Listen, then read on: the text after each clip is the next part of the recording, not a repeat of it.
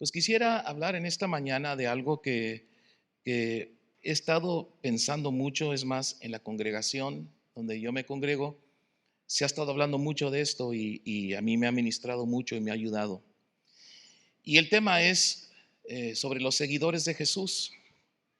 Eh, ¿Qué significa seguir a Jesús? Porque a veces como humanos complicamos mucho las cosas y nos hacemos bolas, ¿verdad? Nos confundimos. Pero, ¿qué significa seguir a Jesús? Y yo creo que lo podemos eh, dar un vistazo a los primeros discípulos de Jesús, los primeros seguidores de Jesús, para aclarar y ver qué es lo que significa ser seguidor de Jesús. No sé si ponen por ahí los versículos, pero quiero que vayamos al libro de Hechos, capítulo 4, versículo 13. Y aquí está una escena que siempre me ha fascinado, ¿verdad? Eh, lo que ha pasado aquí es que el Espíritu Santo había descendido y la iglesia comenzó y los primeros discípulos de Jesús comenzaron a tener un impacto tremendo. Y aquí dice, entonces viendo el denuedo, la valentía, la osadía de Pedro y de Juan, y sabiendo que eran hombres sin letras y del vulgo, o sea, personas que no eran reconocidas por su conocimiento ni por ser sofisticados, eran hombres sencillos, comunes y corrientes. Sabiendo que eran hombres sin letras y del vulgo, se maravillaban y les reconocían que habían estado con Jesús. Y les reconocían que habían estado con Jesús. Yo creo que este es el mejor halago que un seguidor de Jesús puede recibir. Imagínate que dijeran de ti y de mí, se nota que has estado con Jesús. Qué tremendo, ¿verdad? Qué tremendo. Bueno, esa es la escena. Y Pedro y Juan están así y los llevan ante el concilio, ante el Sanedrín, porque algo sucedió. Y no sabes qué va a pasar. Los habían arrestado desde un día anterior. Bueno, y no sé cuántos ustedes ven la televisión, alguna serie policíaca. Y así empieza el programa, empieza donde está la tensión, no sabes lo que va a pasar y luego de repente dice 24 horas antes. ¿Han visto esos programas? Y dices, ay, ¿por qué me hacen eso, verdad? ¿Por qué no, verdad? Me meten y ya te picaste, ¿verdad? Porque dicen 24 horas o 48 horas antes. Bueno, 24 horas antes algo sucede. Y por eso Pedro y Juan están ante el Sanedrín, los encarcelaron, los están castigando, los regañan, les prohíben que sigan predicando.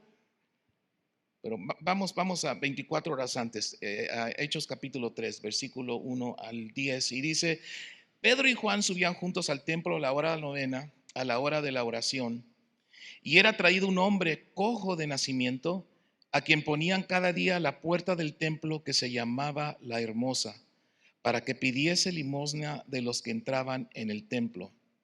Este, cuando vio a Pedro y a Juan que iban a entrar en el templo, les rogaba que le diesen limosna. Pedro con Juan, fijando en él los ojos, le dijo, míranos. Entonces él les estuvo atento, esperando de recibir de ellos algo. Mas Pedro dijo, no tengo plata ni oro, pero lo que tengo te doy. En el nombre de Jesús, de Jesucristo de Nazaret, levántate y anda. Y tomándole por la mano derecha le levantó y al momento se le afirmaron los pies y tobillos. Y saltando se puso de pie y anduvo y entró con ellos en el templo andando y saltando y alabando a Dios. Y todo el pueblo le vio andar y alabar a Dios y le reconocían que era el que se sentaba a pedir limosna a la puerta del templo la hermosa. Y se llenaron de asombro y espanto por lo que habían sucedido. Qué tremendo, ¿verdad? Y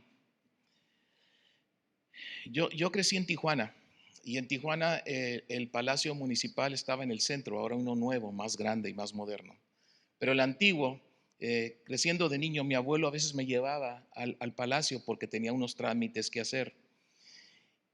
Y justo en la entrada al palacio, en la calle Segunda, en el centro de Tijuana, había un cieguito, un ciego que vendía chicles. Y todo el mundo lo conocía y era tremendo porque aunque era ciego, había desarrollado muy bien sus oídos y sabía cuando alguien agarraba un chicle y le echaba una moneda que no era. Decía, ey, ey, ey, ey, ey, no, no, no, escuché la moneda que me echaste.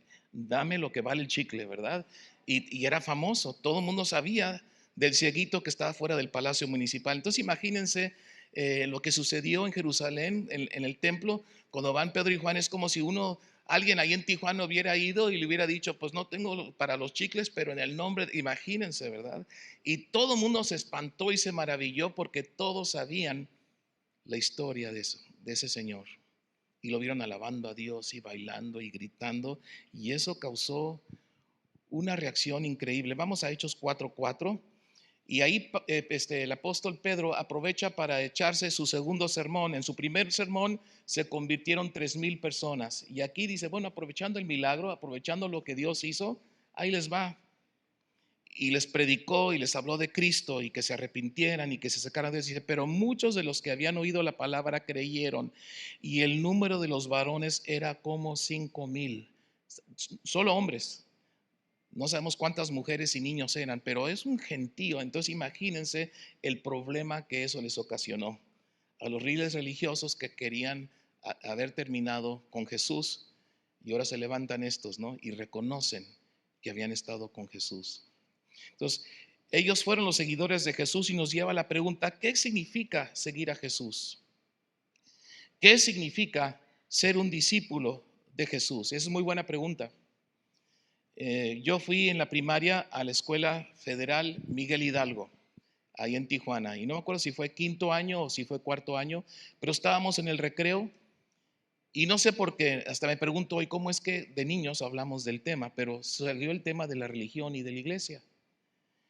Y comenzaron a hablar ahí éramos como 4 o 5 ahí jugando en el recreo. Oye, ¿y vas a misa? ¿Y a cuál vas? ¿Verdad? Y como yo había crecido en la iglesia, pues hijo de pastor, pues yo no iba a misa, ¿verdad? Yo iba a otra iglesia. Y uno me dijo, dice, entonces tú no eres, ¿verdad? Tú eres cristiano. Dije, sí.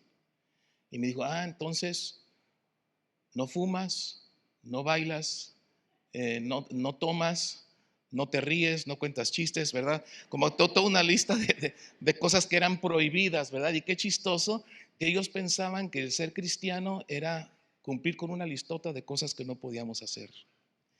Y quizá a veces gente dentro de la iglesia piensa que ser cristiano es lo que es, pero realmente no es eso. Jesús no dijo, yo vine a traer reglas y reglas en abundancia, ¿verdad que no? Jesús dijo, yo vine a traer vida y vida en abundancia. Muy diferente, muy diferente. Otros piensan que ser cristianos es cumplir con las actividades, ir a la iglesia. Unos cambiaron de una religión y ahora se vinieron acá, y para ellos nomás cambiaron de templo. Es como checar tarjeta, ya cumplí, ¿verdad? Ya fui a la reunión, ya cumplí, como si el ser cristiano fuera una actividad. Otros creen quizá que ser cristiano es pues reflejar cierta imagen de espiritualidad, pero el problema con eso es que podemos tener una doble vida, ser de alguna manera en la iglesia y ser de otra manera en la casa, ser de una manera en la iglesia y ser de otra manera en el trabajo, y eso pues tampoco es. Pero algo que me dio mucha risa a mi esposa, a mí, nosotros tenemos 2 hijas, las dos ya están grandes, ya terminaron la universidad. Mi hija mayor, Rebeca, tenía como 9 años, íbamos en el carro y nosotros servíamos a Dios desde antes de que ellas nacieran. Y mi hija nos preguntó, oye papá, fulanito de tal, ¿es cristiano o es cristiano cristiano? Y nos volteamos a ver mi esposo y yo dije, mira nomás esta niña, ya se dio cuenta, ya se dio cuenta, ¿verdad? Pero ¿qué significa realmente seguir a Cristo y cuál es la diferencia? Pues vamos a ver la historia del llamamiento de estos 2 hombres, de Pedro y de Juan. Vamos al libro de Mateo capítulo 4, versículo 18 al 22, y aquí encontramos cuando Jesús los llama a seguirle, ¿verdad?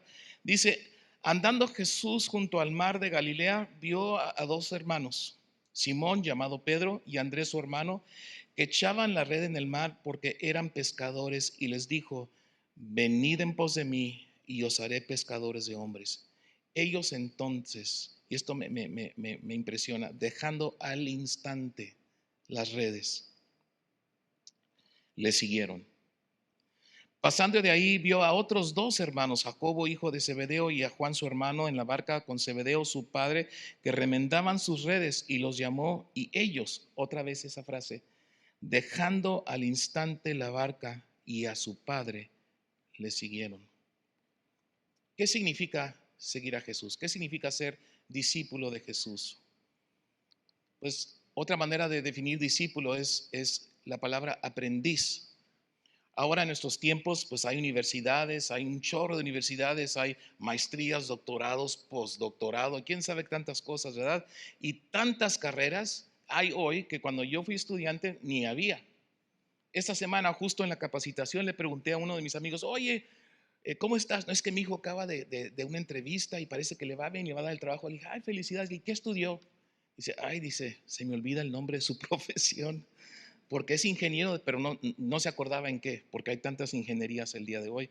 Pero en los tiempos de Jesús, si tú querías aprender un oficio o un trabajo, te volvías aprendiz. Si querías ser carpintero, eras aprendiz de carpintero. Si querías ser pescador, pues aprendías con un pescador y así, ¿verdad? Y aún en el ambiente espiritual, en las cosas de Dios también eran a través de un aprendiz. Pablo nos habla de que él estudió bajo Gamaliel, ¿verdad? Pues Gamaliel era toda una eminencia, era un hombre muy reconocido y que él hubiera escogido a Pablo como aprendiz. Y Pablo era también toda una eminencia hasta que se encontró con Cristo y Cristo lo convirtió en su siervo, ¿verdad? Eh, pero lo que tenemos que entender es que si un gran maestro venía y te decía, sígueme, en esos momentos ellos reconocían que esta era una gran oportunidad, que esta oportunidad no venía todos los días y el aprender bajo los pies de un gran maestro como Jesús era un privilegio. Entonces imagínate estos hombres sencillos, pescadores, comunes y corrientes, y que viene el maestro y le dice, ven y te voy a hacer pescador de hombres. Imagínense. Pues claro que al instante dejaron sus redes y le siguieron, ¿verdad? Era una oportunidad única y ¿sabes qué? Lo más tremendo es que eso mismo nos dice Jesús a ti y a mí. Sígueme. Pero date cuenta de quién nos está invitando. ¿Quién es el que hace la invitación? El Hijo de Dios, Dios mismo, llamándonos a seguirle. Pero bueno, quiero dejar algo, ¿qué significa? Hay tres cosas que yo creo que simplifican lo que es seguir a Jesús. Y son tres cosas. Número uno, estar con Jesús. Número dos, ser como Jesús. Y número tres, hacer las cosas que Jesús hizo. ¿Por qué no lo repites conmigo? Número uno, estar con Jesús. Número dos, ser como Jesús. Y número tres, hacer las cosas que Jesús hizo. Ahora vamos a ver cada una de estas tres y estudiarlas para ayudarnos a entender qué significa ser seguidor de Jesús. ¿Verdad? Un aprendiz no solamente aprendía el oficio, sino se volvía casi una réplica de su maestro. Es más, si tú veías a alguien enseñar, decías, uy, este es discípulo de fulano, porque tenía su mismo estilo, tenía su misma forma, ¿verdad? Veías que esta persona se había reproducido en esta persona más joven, o este seguidor. ¿Cómo podemos estar con Jesús? Sabemos que Jesús está a la diestra del Padre. Él murió, resucitó, Dios lo exaltó, le dio un nombre que es sobre todo nombre. Pero la manera que estamos con Jesús, vamos a ver cómo podemos estar con Jesús el día de hoy, en el año 2022. Número uno, podemos estar con Jesús a través del Espíritu Santo. A través del Espíritu Santo. Si vamos al libro de Juan, capítulo 14. Aquí Jesús está hablando y dice, y yo rogaré al Padre y os dará otro consolador para que esté con vosotros para siempre. El Espíritu de verdad al cual el mundo no puede recibir porque no le ve ni le conoce, pero vosotros le conocéis porque mora con vosotros y estará en vosotros. No os dejaré huérfanos, vendré a vosotros. Mas el Consolador, el Espíritu Santo, versículo 26, a quien el Padre enviará en mi nombre, Él os enseñará todas las cosas y os recordará todo lo que yo os he dicho. La manera de estar con Jesús es desarrollar una sensibilidad al Espíritu Santo, aprender a escuchar su voz, aprender a ser guiados por Él. El Espíritu Santo es la tercera persona de la Trinidad, no es una fuerza, no es como Star Wars que usas la fuerza, no. Es Dios mismo, el Espíritu Santo es Dios mismo que viene a darnos, a guiarnos, a recordarnos lo que Jesús nos enseñó. Jesús dijo que el Espíritu Santo nos iba a hablar de Él. Entonces, si queremos estar con Jesús, es importante que desarrollemos esa sensibilidad, esa apertura al Espíritu Santo y aprender a escuchar su voz, aprender a ser guiados por Él, al buscarlo, al estar con Él, al tener esta relación ahora con el Consolador, el Espíritu que Jesús envió, podemos estar con Jesús. Número dos, la segunda manera que podemos estar con Jesús es a través de la Biblia. La Biblia es la carta de amor de Dios para nosotros. Inspirada por el Espíritu Santo, también podemos oír su voz, también podemos sentir su presencia. Cuando nos acercamos a la Biblia, simplemente oramos: Señor, háblame, quiero estar contigo. Señor, háblame, quiero estar contigo. Y ahí nos encontramos con Dios. Y no necesitas mucho tiempo. Hay gente que piensa que necesitas 2, 3 horas. Pues qué bueno si los tuvieras, pero la verdad que si dedicaras nomás 5 minutos o 10 minutos para empezar, luego nos picamos y va creciendo. Pero con eso que empieces y que te encuentres con Dios, que no lo veas como una actividad y checar palomita, ya hice mi actividad, tengo esa costumbre, no, sino que al abrir las Escrituras nos encontremos con Jesús, que estemos con Jesús a través de la Biblia. Hay muchas personas que batallan mucho en la vida cristiana y si les preguntas, muchos hijos les preguntas: ¿oras? ¿Lees tu Biblia? Y te van a decir: híjole, es que la verdad mi vida es un relajo y estoy tan ocupado que, pues si no estás con Jesús, pues claro que las cosas se van a complicar. Número 3, al pasar tiempo en oración y reflexión. Yo diría, y en silencio también. También aquí no necesitas empezar con mucho tiempo. Invita a Dios a hablarte. Hazlo parte de tu día y aprende a esperar en Él. Sabes que la oración es una comunicación de dos sentidos.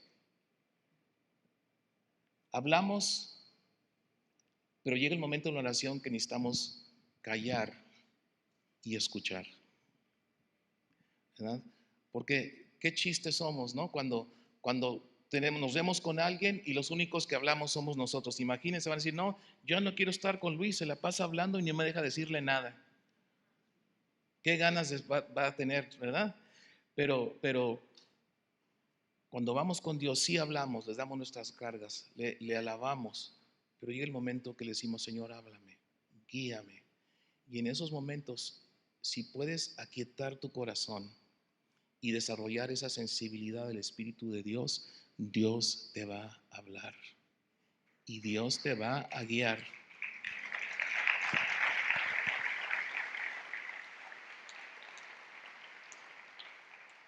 Número 4, reconocer su presencia en nuestra vida durante todo el día. Reconocer su presencia en nuestra vida durante todo el día, en tu casa, en tu trabajo, así en medio del tráfico donde te están pitando. Dios está contigo también ahí. Cuando te juzgan, cuando te dicen, cuando sufres alguna injusticia, Dios también está ahí. Y cuando lloras, también Dios está ahí. Y cuando algo te va bien, Dios está ahí, ¿verdad? Reconocer su presencia, eso es estar con Jesús. La cosa es que Jesús dijo: yo estaré con vosotros todos los días hasta el fin del mundo, pero no siempre estamos conscientes de su presencia. Pero los discípulos, los verdaderos seguidores de Jesús, que aprenden a estar con Él, son guiados por el Espíritu de Dios, toman tiempo en la palabra, pasan tiempo en oración y practican la presencia de Dios durante todo el día.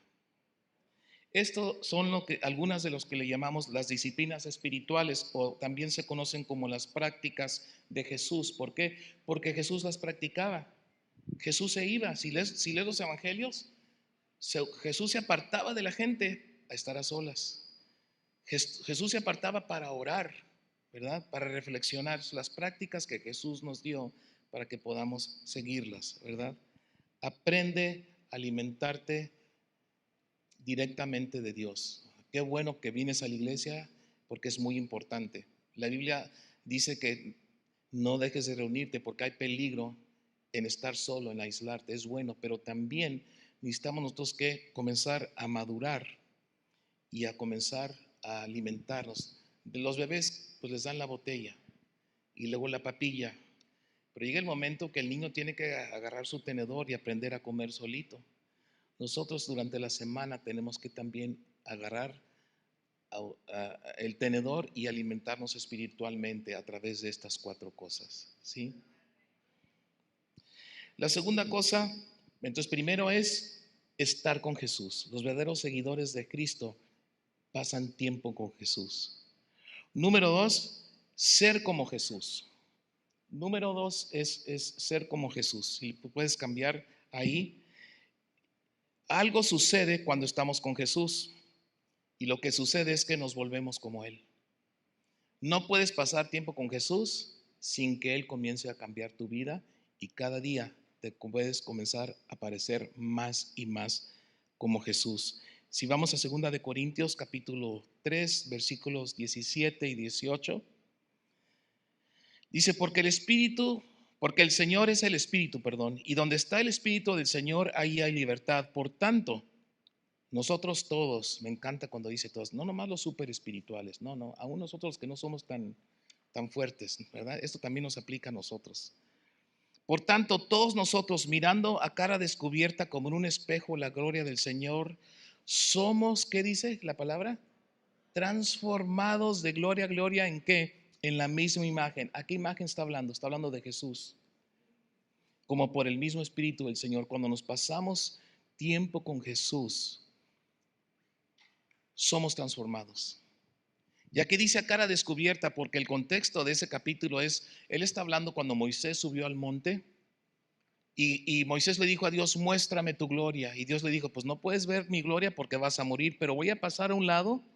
Sí saben la historia, ¿verdad? ¿Cómo fue transformado Moisés? ¿Se acuerdan? La cara que le brillaba encandilaba a Moisés porque pasó Dios por enfrente de él y su cara brillaba y se tuvo que poner un velo. Pero dice aquí a cara descubierta. Porque ahora entramos con Dios directamente a través de lo que Jesús hizo en la cruz. Directamente podemos entrar y experimentar la gloria de Dios. Y cuando experimentamos la gloria de Dios, así es, gloria a Dios por eso. Tú y yo a través de Cristo tenemos acceso directo, ya no hay velos, es directo. De cara a cara, dice aquí, mirando a cara descubierta como un espejo la gloria del Señor, somos transformados, somos transformados.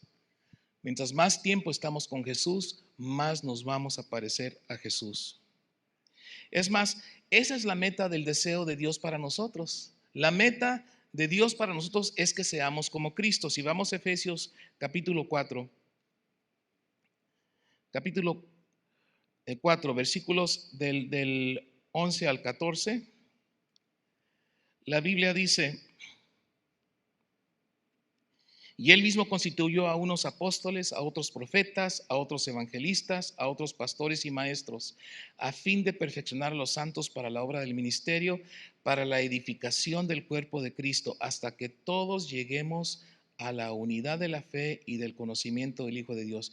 Y aquí viene lo que quiero recalcar, a un varón perfecto, a la medida de la estatura de quién, de la plenitud de Cristo, para que ya no seamos niños fluctuantes llevados por doquiera de todo viento de doctrina por estratagema de hombres que para engañar emplean con astucia las artimañas del error. Este es un pasaje bien cargado, hay mucho ahí, pero lo importante aquí es que dice que Dios puso los ministerios de la iglesia para formarnos a todos nosotros, para que todos nosotros seamos como Cristo y hagamos el trabajo del ministerio.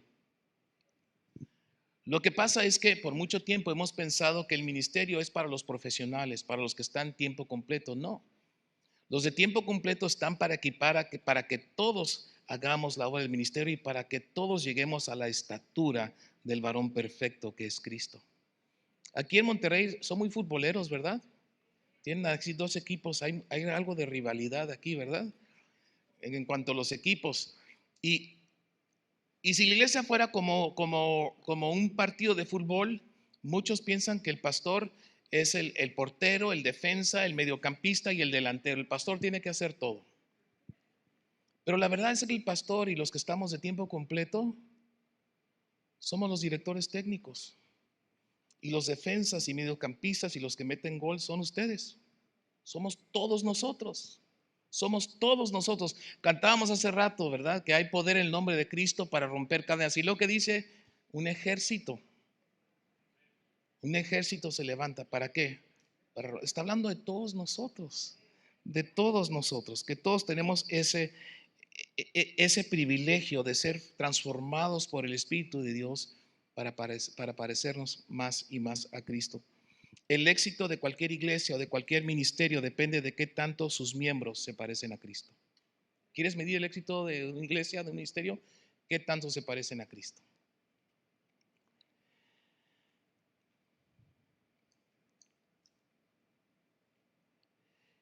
Y si vamos al libro de los Gálatas, Gálatas capítulo 4, versículo 19, Pablo escribe aquí a los Gálatas porque estaban un poco distraídos con algunas bronquitas que tenían. Tienen problemas en la iglesia de Gálatas, también los corintios. Pero los Gálatas tenían un problema que había varias formas de pensar y estaban perdiendo mucho tiempo en esas cosas que nomás no, y se estaban perdiendo de lo principal. Y aquí vemos el cariño de Pablo hacia esa iglesia en Galicia y podemos ver también hacia los Gálatas y también podemos ver su cariño. Dice aquí, hijitos míos, miren con qué amor les habla. Hijitos míos, y miren cómo los quiere, por quienes vuelvo a sufrir dolores de parto, como diciendo, híjole, quiero darlos a luz, pero como que no quieren salir. Se la pasan peleando, están agarrados del chongo, están en desacuerdo y no logramos que salga el bebé y que salga esa vida y que crezca, ¿verdad? Y madure. Dice, por quienes vuelvo a sufrir dolores de parto, hasta que ¿qué? Hasta que Cristo sea formado en vosotros. Te voy a hacer dos preguntas, no para que me contestes, sino para que lo pienses y medites con esto ahí en tu corazón y para que Dios hable a tu corazón. La primera pregunta es, ¿qué tanto te pareces a Cristo? ¿Qué tanto te pareces a Cristo? Porque esa es la meta de Dios para ti y para mí. Y la segunda pregunta es, ¿te pareces a Él hoy más que ayer? Porque si las cosas no han cambiado, quiere decir que haces muchas cosas buenas, pero yo no sé cuánto tiempo estás pasando en su presencia. ¿Qué tanto tiempo estás pasando con Cristo? Porque si pasas tiempo con Cristo, si estás con Él, te vas a parecer más y más a Él. Por último, esto nos lleva a la tercera cosa, hacer las cosas que Jesús hizo. Vamos a Juan capítulo 14, versículo 12. Juan 14, versículo 12. Y dice ahí, de cierto os digo, el que en mí cree, las obras que yo hago, él las hará también y aún mayores, porque yo voy al Padre. Qué bonito, qué bonito. Entonces, cuál es el ejemplo que Jesús dio de lo que él hizo? Pues hay tres cosas, hay muchas, pero para no tardarnos mucho, eh, el ejemplo que Jesús nos dio es número uno, depender en Dios, depender en Dios. Él fue guiado por el Espíritu Santo, él fue obediente al Padre, él venció las tentaciones y él terminó con su misión. Sabes, en el mundo mide la madurez por la independencia. Cuando un niño crece y se vuelve joven y va a la universidad o se consigue un trabajo y es económicamente independiente, ¿qué dice la sociedad? Bienvenido. Y eres un miembro maduro de la sociedad. Eres independiente, te puedes sostener económicamente, piensas por ti mismo, ya no necesitas tanto de papá y mamá porque tú ya eres una persona formada y madura, independiente. Bienvenido a la sociedad. Pero en el mundo espiritual es lo opuesto. Mientras más maduro quieres ser, necesitas volverte más y más y más dependiente de Dios. Es totalmente lo opuesto. Mientras más dependes de Dios, más vas a crecer. Jesús dio el ejemplo de depender de Dios, de ser guiado por Dios y de cumplir con su misión. Número dos, rompió las normas del mundo. Desde su nacimiento, un rey nacido en un pesebre. Un rey nacido en un pesebre. Y número dos, un rey que vino a servir. Rompió las normas totalmente, rompió los esquemas humanos. Y número tres, fue usado por Dios para ministrar a los demás. Jesús sanó, Jesús consoló, Jesús dio su vida. Y a eso somos llamados nosotros, a ser como Jesús. ¿Sabes? Cuando un árbol es sano, ese árbol va a dar fruto, ¿no? Cuando un manzano crece y es maduro y está sano, ¿qué va a dar? Manzanas. Cuando un naranjo crece y está sano, ¿qué va a dar? Naranjas. Cuando la vid crece y sus ramas se extienden y los pámpanos, ¿qué van a dar? Pues uvas, ¿verdad? Nosotros, cuando estamos con Cristo y nos comenzamos a parecer más y más a Él, automáticamente vamos a hacer lo que Cristo hizo, porque estamos dependiendo de Él. Más, quiero pasar a esta próxima gráfica.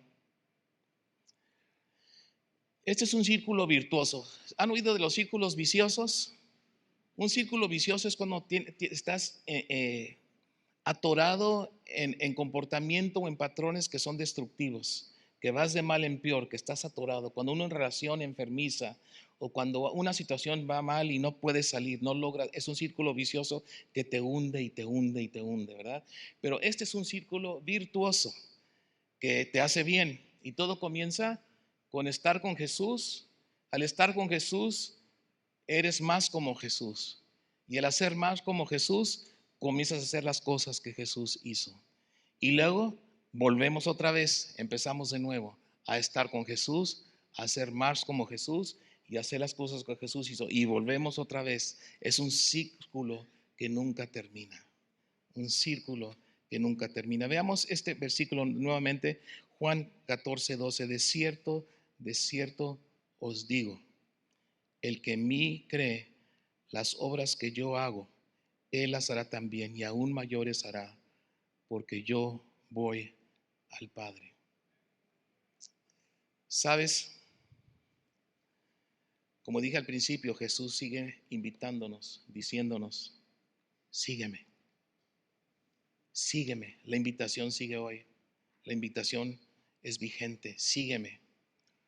Sé mi aprendiz, sé mi discípulo, pasa tiempo conmigo, porque al pasar tiempo conmigo, el Espíritu de Dios te va a transformar y te vas a parecer más a mí.